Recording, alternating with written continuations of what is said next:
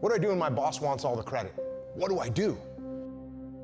And what do I do when I've got a young individual that has a lot of potential, but they're not really taking advantage of it? They're not motivated to make things happen. What do I do then? So many kids these days miss out on the fact the correlation between working and studying and pushing yourself to the results that you get. It's what I think hurts kids is they don't connect what they're doing now with the future. I know I didn't. You know, when I was a kid, I was, what's the future? It's tomorrow. The future is, the weekend. You don't realize, you can actually set yourself up. What you're doing today is connected to the future. Okay, once you make that connection, you say, okay, maybe I'll study, maybe I'll train, maybe I'll work out harder. You can start doing those things because you can improve and you can have a better life.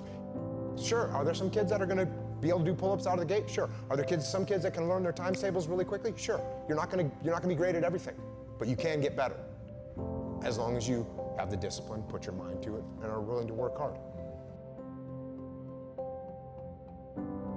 If I'm manipulating you, I'm trying to get you to do something. If I'm leading you, I'm trying to get you to do something. And many of the tools are very similar. So what's the difference between me leading you and me manipulating you? It's very easy for me to answer that question. If I'm manipulating you, I'm trying to get you to do something that's gonna benefit me. If I'm leading, I'm trying to get you to do something that's gonna benefit you, it's gonna benefit the team, and it's gonna benefit the mission. So for me, those are too easy. Those are too easy. It's real obvious. And by the way, if I'm a manipulator, I can get away with that for a little while, but eventually you're gonna look at me for what I am. You're gonna see that the maneuvers I'm making, the tools I'm using, I'm utilizing those tools for my own benefit. And as soon as you see that, you won't fully support me. You won't. The same goes for when I'm trying to make you do something good for yourself and for the team. You're gonna see that too. And you're gonna say, he actually cares about me. That's what he's doing this for. And when you know I care about you, you'll do anything for me. I mean, that's what it boils down to. I wanna give you hard criticism. How do I give you hard criticism? The first thing I have to do is make sure that you understand I care about you, which is not easy to do, and it's not always obvious. But if you know that more than anything else, what I want is for you to be successful, when I say, hey Tom, I'm looking at the outcome of the last project and you were like 3 weeks past the time. I think there's some things that we could do to kind of make you a little bit more efficient in leading these things. If you know that my number one thing is that I care about you, you're gonna be all ears. To an extent. Because guess what percentage of the world is truly open for criticism? Oh, it's tiny. There's so few people that are truly open to criticism.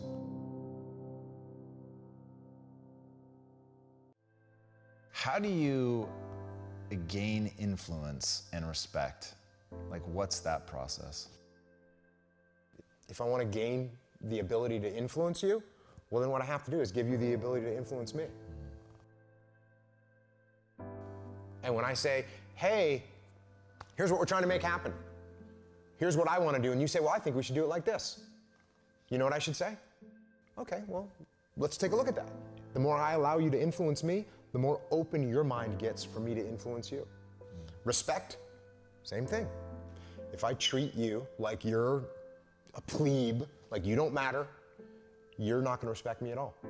But if I treat you with respect, and respect you, when you try and talk to me, and I listen and I respect what you're saying and I try and understand it fully, then your respect for me is gonna go up as well. So when you wanna earn respect, give respect. When you wanna earn influence, give influence. When you wanna earn trust, give trust. All those three are related. There's a word that people bring up a lot, and I think they're pretty interchangeable, and it's relationships and trust, right? Trust is built on relationships. Relationships are built on trust. If you don't trust me, we don't really have a relationship. The more deeply you trust me, the better relationship we have. When I say that relationships are the most important thing in getting things done, when I look back at my career in the Navy and the SEAL teams, just about every single thing that I ever did was through relationships. So the amount of times that I looked at one of my subordinates and said, no, you will do what I'm saying because I'm in charge. I don't think I actually honestly ever said that one single time. I think it was always, hey, this is what we got to get done. How do you think we should do it? Do you think this is smart? And it was all based on relationships and up the chain of command too.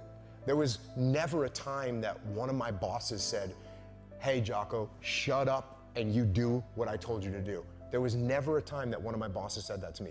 There was, if I had a question, if I pushed back, they gave me legitimate answers. If they didn't have good answers, then they would modulate or change what it is that they were telling me to do. So how do I build trust with you? So if you're above me in the chain of command, if you ask me to do something as my boss, I do it. And I do it well. And I do it consistently. And I go above and beyond what you ask. And if you want me to deliver this project by this date, I deliver it earlier and I deliver it to the best of my ability above and beyond what you expected. And you say, oh wow, when I ask Jocko to do something, he actually does it. And that's where it starts. It starts with that right there, with me performing, me offering advice, me taking what you asked me to do and doing it. That's the number one thing. If we flip those roles, and now I'm in charge of you, how do I build trust with you? Well, what I do is I give you a project. And instead of me giving you a project and then saying, hey, here's how I want you to do this and here's how I want you to do the next part, instead I say, hey, here's a project, let me know how you want to do it. And then you go figure out how you want to get done. And I don't micromanage you and I don't ask you a million questions about and tell you, no, don't do it like that, do it like this. I let you do it. And what does that tell you? That tells you that I trust you. I trust you. And when I trust you, you start to trust me. And by the way, if something goes wrong, instead of me jumping down your throat and hanging you out to dry and making you an example in front of everyone, I say, hey, let's figure out what went wrong. Did I not support you well enough? Did I not give you what you needed? And so you realize, oh, he's not gonna hang me out to dry. He's gonna give me the support. He's gonna try and teach me if something goes wrong instead of try and drop the hammer on me. Now, when I ask questions, this is a tool, but it's also legitimate questions. So when I say, hey, Tom, here's the project I want you to get done. Can you take a look at it and tell me how you want to get it done? And you come back to me, 3 days later, and you say, hey, boss, I was looking at this thing and it's just not possible. And I don't say, well, actually it is possible because I've already thought it through. Here's how you need to do it. Instead I go, well, what do you think our real challenges are? And then you say, well, we can't get the supplies in time. And then you say, well, and also we don't have enough manning. And I say, okay, well, what's taking the supplies so long to get here? And you say, well, they're coming across the country on a truck. And so it's gonna take a week and a half for them to get here. And we don't have enough people because it's gonna take 190 man hours in this amount of time. And I only have 3 guys. So it's impossible. And I go, is there any other way to ship stuff across the country? I guess we could fly, but it's gonna be more expensive. Oh, okay, well, how much more expensive? You see what I'm saying? Right. And so eventually, you're gonna come to the solution. You're gonna come to the solution. And I'm gonna be happy that you come to the solution. Or there's a chance that you actually say, hey, Jocko, it's not possible, and here's why. And you tell me something that I didn't foresee, because I'm at a higher level, I'm elevated, I'm overseeing 14 different projects, you just got one. And when you dig in and you pull the thread, you realize it can't be done. I go, oh, okay, well, that makes sense. Okay. I'm legitimately asking these questions. I'm not doing this, okay, well, we're gonna get you there, and that's what's gonna happen. I already know the outcome. No, I think I know the outcome, but I'm not sure of it. You know how many times I'm sure of what the outcome's gonna be? Not very often. So the truth is, I'm being totally transparent. I'm asking legitimate questions. I think I know the answers. I think they're gonna lead to the right place. It's okay to let that run its course. So most of the time, people don't want to get that direct feedback. And in fact, sometimes when I hear people say, I'm just going to get direct with this person. I'm just going to let them know exactly what they're screwing up. Almost always, that's a bad idea. Now, and there's some people that sit there and they say, well, that's weak or whatever, but it's not, because I'm going to get the message to you. I'm just going to deliver it in a way that you accept it more, that your mind is open to it. That's what I'm trying to do as a leader, as a friend, as someone that cares about you. Hey, look, I need to get this information to you. Now, this will escalate over time. And if I've tried, if I said, hey, hey Tom, I think we could do this better, and you still fail. And I say, hey Tom, maybe you should try this, and you still fail. And then I say, hey Tom, I think this is the way you should go, and you still fail. I'm gonna get to a point where I'm saying, listen Tom, this isn't working. The way you are doing this is not working. And I told you this, and I told you that, and I told you the other thing, and what I'm trying to say is that you need to change this part of your game. It is hurting you. Almost never do you get someone that is so thick-headed that they're not gonna listen to you. And when they are, it's because they have a giant ego. It's because their ego, they can't see the fact that, oh, I'm making some real bad mistakes. And by the way, when you've delivered them that final message of like, hey, here's exactly what you're screwing up, what they say is, no, you just don't know what it's like in my shoes. And that's when you know you can't help them. So you have to detach from your emotions, you have to get control of them, and you have to make sure that you lead your men in the right direction so they don't do something that is not the right thing to do. The madder you get, the more aggressive you are, the more you're gonna get beat down, and the worse it's gonna be. So you have to learn to control your emotions, no doubt about it. And then what you have to do is you have to start practicing it all the time. You have to start paying attention.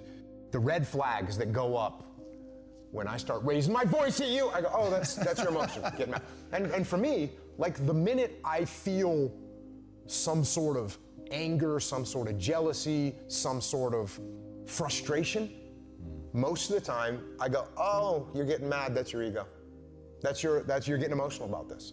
Take a step back and listen to what the other person is saying. Take a step back and try and see it from their perspective. Take a step back and try and understand what they're trying to say. Just help people learn the lessons that I've learned so they don't have to learn them for themselves. There's a lot of mistakes that I've made. I've been blessed that I've been very lucky to have been through what I've been through, to been around the people that I've been around, to learn the things that I've been blessed and lucky enough to be able to learn, and I don't want to hoard them. I want to give them away. So that's why I'm doing what I'm doing and trying to help people as much as I can.